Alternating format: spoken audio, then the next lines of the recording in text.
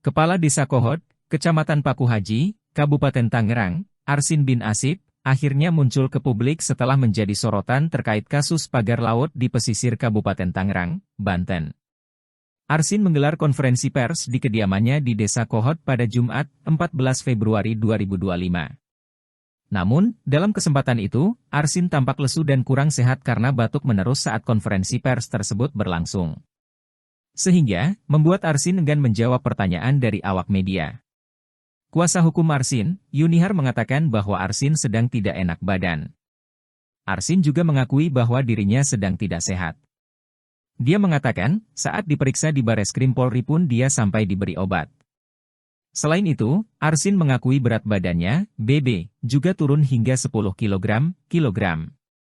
Namun, dia membantah bahwa hal tersebut disebabkan karena masalah pagar laut yang sedang ramai ini. Dia mengatakan, dirinya hanya kelelahan saja.